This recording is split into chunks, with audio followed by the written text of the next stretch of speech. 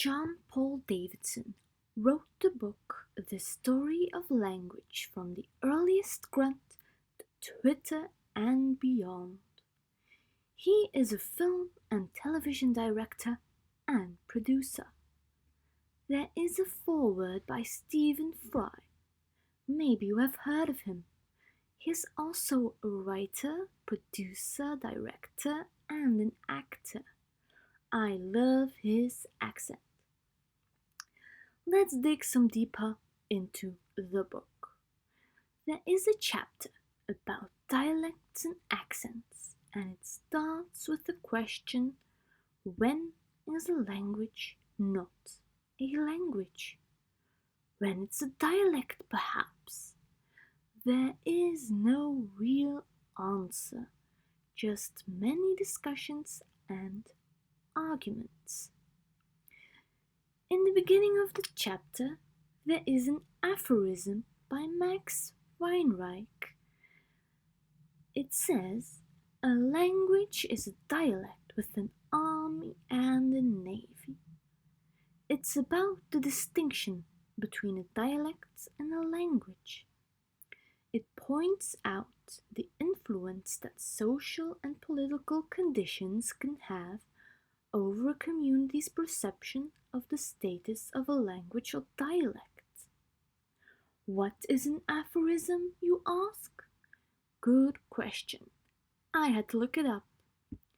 It's a concise, memorable expression of a general truth or principle. So, we accept the statement by Weinreich as true, but the book contradicts itself, because then it called the argument subjective. We can agree that a dialect is a variation of a language, usually regional. We can attest to that from our own little country. We have many dialects that's a variant of Dutch, like West Flemish, who is superior to all the other dialects. This is not an aphorism, this is an opinion, of course.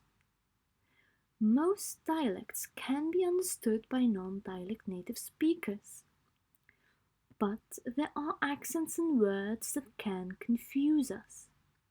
Like in Dutch, een emmer is also een aker, but also a sulle or söle. You have to love dialects, they are so interesting. Poet Ian Macmillan agrees.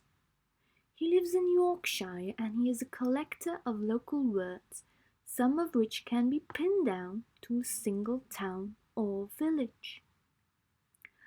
Let's take a virtual trip.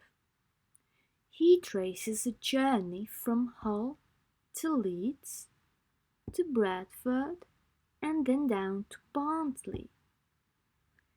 He discovered that languages change over small regions.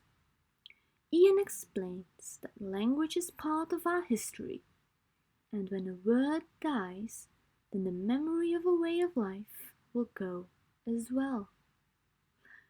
A generation or so ago, speaking in anything other than received pronunciation, also known as the Queen's English, was regarded as a social disadvantage. BBC broadcasters also spoke received pronunciation, but they broke tradition during the Second World War because they thought it would be more difficult for the Nazis to impersonate a regional accent and infiltrate the BBC broadcasts. Now, the English have always been obsessed about the social classes and their accents. Linguist Professor Alan Ross coined the expression you and non-you in 1954 to differentiate between the English upper classes and the aspiring middle classes. For example, bike or bicycle are U words and cycle is a non-U word. Over the years, however, The lists of U words have been adopted by everyone else. But what of the non-U?